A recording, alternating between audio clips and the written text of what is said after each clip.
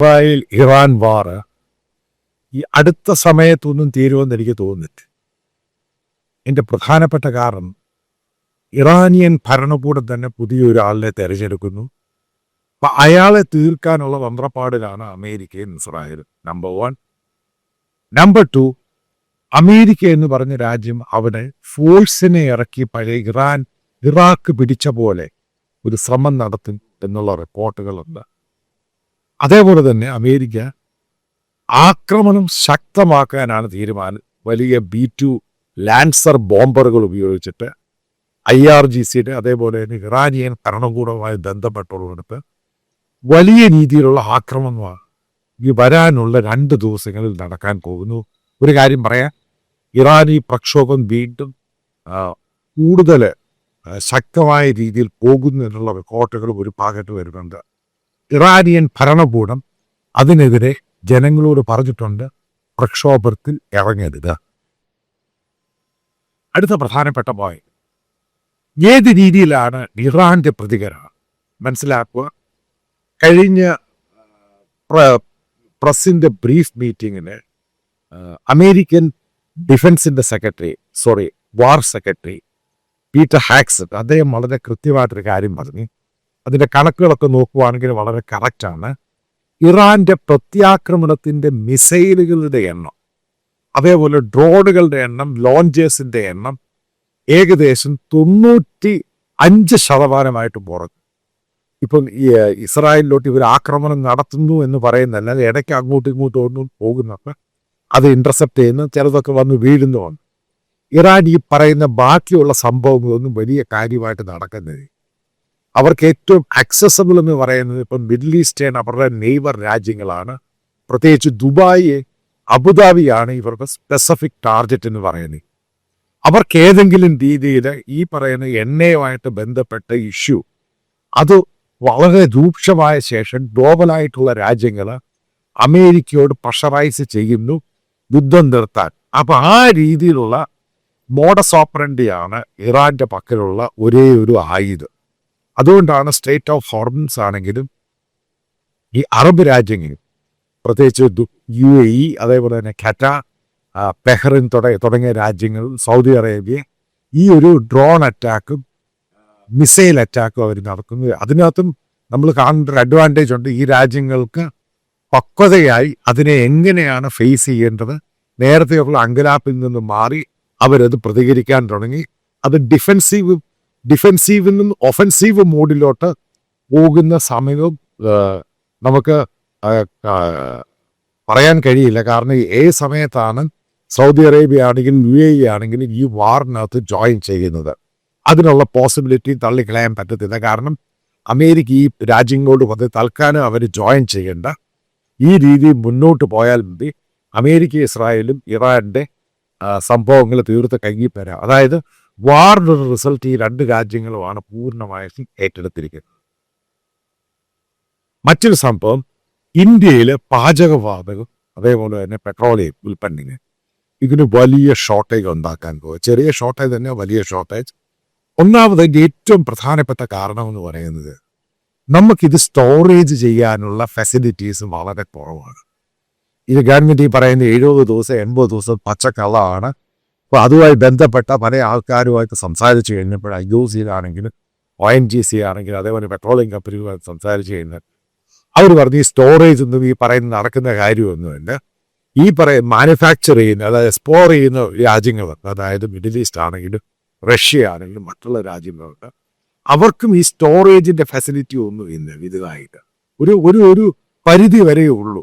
അത് കഴിഞ്ഞ് അത് എങ്ങനെയെങ്കിലും ഷിപ്മെൻറ്റ് ചെയ്യുക എന്നത് മാത്രമാണ് അവരുടെ മുമ്പിലുള്ളൊരു പോംവഴി. അത് ഇന്ത്യയിൽ വരുന്നു, ഇന്ത്യയിൽ വരുന്നു മറ്റുള്ള പല രാജ്യങ്ങളിൽ പോകുന്നു. പക്ഷെ ഒരു കാര്യം മനസ്സിലാക്കുക, ചൈനയ്ക്ക് ഈ സ്റ്റോറേജ് ഫെസിലിറ്റി ഉണ്ട്, മറ്റുള്ള വികസിത രാജ്യങ്ങൾക്കും ഈ സ്റ്റോറേജ് ഫെസിലിറ്റി ഉണ്ട്. പക്ഷെ ഇന്ത്യ എന്ന് പറഞ്ഞ രാജ്യത്തിന് ഇതിൻ്റെ സ്റ്റോറേജ് ഫെസിലിറ്റി ഉണ്ട്. ഗ്യാസിൻ്റെ കാര്യം, പാചകവാതത്തിൻ്റെ കാര്യം കൃത്യമായിട്ട് പറയാം, ഇന്ത്യയിൽ മുഴുവൻ വളരെ സീരിയസ് ആയിട്ട് ഇഷ്യൂ ഉണ്ടാകാൻ പോവുകയാണ്. ഇപ്പം റെസ്റ്റോറൻറ്റുകളും ഏകദേശം വലിയൊരു ശതമാനം റെസ്റ്റോറൻറ്റുകളും ഹ്യൂജായിട്ടുള്ള ചെയിൻ റെസ്റ്റോറൻറ്റുകളും അതേപോലെ തന്നെ ബ്ലിങ്കിറ്റിൻ്റെ ആണെങ്കിലും സെപ്റ്റോയുടെ ആണെങ്കിലും അവരുടെ കിച്ചൺ പരിപാടികൾ മുഴുവനും അടച്ചു വീട്ടി. കാരണം കൊമേഴ്ഷ്യൽ ഗ്യാസ് കിട്ടാനാണെങ്കിലും വളരെ ബുദ്ധിമുട്ടാണ്. വീടുകളുടെ സംഭവം ഡൽഹിക്കടുത്ത് നോയിഡയാണെങ്കിലും മറ്റു പല ഭാഗത്താണെങ്കിലും ഇതിൻ്റെ ഷോർട്ടേജുകൾ ഉണ്ടായിട്ടുണ്ട്. പൈപ്പ് ലൈൻ വഴി വാതകം കൊടുക്കുന്ന പല മേഖലകളുണ്ട് ഇന്ത്യയിൽ, പ്രത്യേകിച്ച് മുംബൈ ആണെങ്കിൽ അവിടെയും പല ഭാഗത്തും അതിൻ്റെയും ഷോർട്ടേജ് ഉണ്ടായിട്ടുണ്ട് എന്നാണ് അറിയുവാൻ. അപ്പോൾ നമ്മൾ ഈ ഫാക്ടേഴ്സ് എല്ലാം എടുത്തു നോക്കുമ്പം അതിനകത്ത് ഒരു അഡ്വാൻറ്റേജ് ഉണ്ടായിരിക്കുന്ന റഷ്യയിലാണ്. അതായത് റഷ്യയുടെ മേൽ ഉപരോധം വന്ന് ഉക്രൈനുമായിട്ട് വാറുമായി ബന്ധപ്പെട്ട് ഇന്ത്യ ഇപ്പം റഷ്യയുമായിട്ട് വീണ്ടും ഒരു കരാറിൽ ഏർപ്പെടാൻ പോവുകയാണ്, ഫുൾ ഫ്ലെഡ്ജായിട്ട് ഇത് വാങ്ങാൻ വേണ്ടി പെട്രോളിയം ഉൽപ്പന്നങ്ങൾ, ഗ്യാസ്. പക്ഷേ അത് വാങ്ങാനോ അത് എടുക്കാനോ അതിൻ്റെ ഒരു സമയമുണ്ട്. കാരണം വലിയ ഡിമാൻഡാണ് ഇതിനുണ്ടായിട്ടുണ്ട്. പെട്ടെന്ന് ഇതിൻ്റെ വില കുറയാനുണ്ടായ കാരണം ഏകദേശം 100-115 ബാരലിലും വീണ്ടും അതും 85 പോകാനുണ്ടായ കാരണം യൂറോപ്യൻ രാജ്യങ്ങളുടെ, അതായത് EU രാജ്യങ്ങളുടെ, G7 രാജ്യങ്ങളുടെ സ്റ്റോക്കായിട്ടിരിക്കുന്ന സാധനം ഏകദേശം 400 മില്യൺ ബാരൽ അവർ മാർക്കറ്റിലോട്ട് ഇറക്കി. അതിൻ്റെ പേരിലാണ് ചെറിയ ഈ ഷോർട്ടേജ് എന്ന് പറഞ്ഞ സംഭവം മാറി ഇതിൻ്റെ വില കുറയുകയും ചെയ്യുന്നത്. പക്ഷെ അത് വീണ്ടും പഴയ രീതിയിലോട്ട് 100 മുകളിലും 120-130 പോകാനുള്ള സാധ്യതയുണ്ട്. ഇന്ത്യയിൽ പെട്രോളിയം ഉൽപ്പന്നങ്ങൾക്ക് വലിയ ഷോർട്ടേജ് എല്ലായിടത്തും വരാനുള്ള സാഹചര്യമുണ്ട്. കാരണം ഈ സാധനം ഇന്ത്യക്ക് ഡിസ്ട്രിബ്യൂഷൻ സപ്ലൈ ചെയ്ത് ശരിക്കും ബാധിച്ചിട്ടുണ്ട് എന്ന് തന്നെയാണ് എല്ലാവരും റിപ്പോർട്ട് ചെയ്യുന്നത്. ജനങ്ങളെ പാനിക് ആക്കാതിരിക്കാൻ വേണ്ടിയാണ് ഗവൺമെൻറ് പറയുന്നത് ഒരു പ്രശ്നവുമില്ല, ഞങ്ങളുടെ സ്റ്റോറേജ് ഉണ്ടെങ്കിൽ ചുമ്മാതെ പച്ചക്കള്ളമാണ്. യഥാർത്ഥത്തിൽ ഈ പറയുന്ന സ്റ്റോപ്പ് ഒന്നും ഇല്ല. ഇതിൻ്റെ പ്രധാനപ്പെട്ട ഒരു കാര്യം നമ്മൾ മനസ്സിലാക്കേണ്ടത്, യുദ്ധം തുടങ്ങി 11 ദിവസമേ ആയിട്ടുള്ളൂ. ഈ 11 ദിവസം യുദ്ധം തുടങ്ങിയ ശേഷം അതിൻ്റെ ഒരു സ്റ്റോറേജ് പോലും നമ്മുടെ ജില്ല അതിൻ്റെയാണ്. ഈ പല ബാംഗ്ലൂർ സിറ്റി ആണെങ്കിലും മുംബൈ ആണെങ്കിലും ഡൽഹിയിലാണെങ്കിലും പല സിറ്റികളിൽ അവൻ മനസ്സിലാക്കുന്ന ഭാരപ്പെട്ട കാര്യമാണ്. പുതിയതായിട്ട് വലിയ ഗ്ലോബൽ എക്കോണമിയാണ്, അതാണ് വാടയാണ് കോടയാണെന്നൊക്കെ പറയുമ്പോൾ നമുക്കിത് സ്റ്റോർ ചെയ്യാനുള്ള ഫെസിലിറ്റീസിൻ്റെ ഏറ്റവും മോശമായ രീതിയിലാണ് നമ്മൾ മുന്നോട്ട് പോകുന്നത്. അത് നമ്മുടെ ബേസിക് ആവശ്യമാണ്. കാരണം ഇത് നമ്മളൊരു പാഠം പഠിക്കാൻ പോകുന്നു. മറ്റൊരു കാര്യം എന്ന് പറയുന്നത്, ഇന്ത്യ ഉൾപ്പെടെ പല രാജ്യങ്ങളും ഇതിനെപ്പറ്റി ഈ ഡീപ്പായിട്ട് ചിന്തിച്ചിട്ടില്ല. കാരണം ഇന്ത്യ ഉദ്ദേശിച്ചു ഏകദേശം 3 ദിവസം 4 ദിവസമായിരിക്കും വാറ് പോകുന്നത്. അത് സാധാരണക്കാരനെ ബാധിക്കുന്നത്. അതായത് 10-12 ദിവസം പോയി കഴിഞ്ഞപ്പോഴാണ് ഈ ഷോർട്ടേജ് ഉണ്ടായത്. ഇനി എങ്ങനെയാണ് അമേരിക്കൻ വെസൽസ് സ്ട്രേറ്റ് ഓഫ് ഹോർമൂസിൽ കൂടെ സെക്യൂരിറ്റി കൊടുത്തിട്ട് ഈ ഷിപ്മെന്റ് അതിന് മൂവ് ചെയ്യാൻ കൊടുക്കുകയാണെങ്കിൽ ചിലപ്പോൾ അത് ഇന്ത്യക്ക് പോസിറ്റീവ് ആകും. കാരണം പിന്നെ ഒരു ഷോർട്ടേജിൻ്റെ ആവശ്യമൊന്നും ഉണ്ടാകത്തില്ല. കാരണം റഷ്യയുടെ സാധനം വാങ്ങാൻ അനുമതി കൊടുക്കും.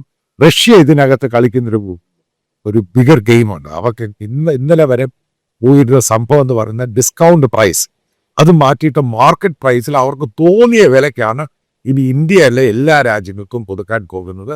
ഇത് അമേരിക്കൻ ഡിപ്ലോമസിയുടെ ഒരു പാകപ്പിഴ തന്നെയാണ്. ഒരു കാര്യം, ഈ അമേരിക്ക എന്ന് പറഞ്ഞ രാജ്യം നമ്മൾ ഇതേപോലെ വിരട്ടുമ്പോൾ അത് നിന്നു കൊടുക്കാൻ ഇന്ത്യൻ അഡ്മിനിസ്ട്രേഷൻ തയ്യാറാവരുത് എന്ന് തന്നെയാണ് എൻ്റെ അഭിപ്രായം. കാരണം അത് ഇന്ത്യ എടുക്കേണ്ട തീരുമാനമാണ്. ഇന്ത്യയുടെ എനർജി നീഡ് എന്ന് പറയുന്നത് അത് അമേരിക്ക ആണെങ്കിലും മറ്റുള്ള രാജ്യങ്ങളും ആ രീതിയിൽ നമ്മളെ പ്രഷറൈസ് ചെയ്യാൻ പോകുമ്പോൾ നമ്മൾ ഡിപ്ലോമാറ്റിക് ചാനലിൽ കൂടെ അതിന് ശക്തമായ മറുപടി കൊടുക്കാനാണ് ഗവൺമെൻറ് ഓഫ് ഇന്ത്യ ശ്രമിക്കുന്നത്. പക്ഷേ ഗവൺമെൻറ് കാണിച്ച ഒരു തെറ്റെന്ന് പറയുന്നത്, ചില കാര്യങ്ങൾ പൂർണ്ണമായിട്ട് നമ്മൾ അക്സെപ്റ്റ് ചെയ്തു, പല കാര്യങ്ങളായിട്ട് പുറകിൽ കാണുന്നതിൻ്റെ യാഥാർത്ഥ്യം എനിക്ക് അറിയിട്ടൊന്നുമില്ല. പക്ഷേ ഗവൺമെൻറ് അത് വഴങ്ങിക്കൊടുക്കേണ്ട ആവശ്യമില്ലായിരുന്നു. ഇന്ത്യയുടെ എനർജി നീഡ്സും ഇവിടുത്തെ സാധാരണക്കാരനെയും ബാധിക്കുന്ന രീതിയിൽ ആ ഒരു ഡിപ്ലോമാസി ചാനലിലേക്ക് ഇന്ത്യ പോകാതിരിക്കുമായിരുന്നു ഏറ്റവും നല്ലത്. ഇനി ഏറ്റവും കൺക്ലൂഡിങ് ചെയ്യുന്ന പാർട്ടെന്ന് പറയുന്നത്, ഇന്ത്യയിൽ ഈ ഷോർട്ടേജ് ഉണ്ടാകുന്നത് താൽക്കാലികമായിരിക്കില്ല.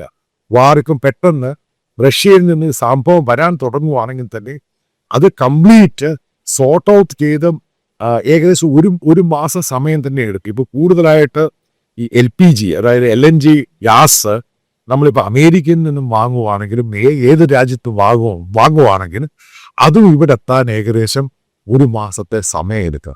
അതായത് പെട്ടെന്ന് വിഷൽത്തി വെച്ചിരിക്കുന്ന സാധനം പെട്ടെന്ന് എടുക്കുന്ന പോലെയല്ല ഈ ഓയിലിൻ്റെ ട്രേഡ് എന്ന് പറയുന്നത്, അതിൻ്റെ ഷിപ്മെൻ്റ് എന്ന് പറയുന്നത്. കാരണം മിഡിൽ ഈസ്റ്റേൺ രാജ്യങ്ങളാണെങ്കിൽ നമുക്ക് വളരെ അടുത്തുള്ള രാജ്യങ്ങളാണ്, പെട്ടെന്ന് ഈ സംഭവം വരാൻ സാധിക്കും.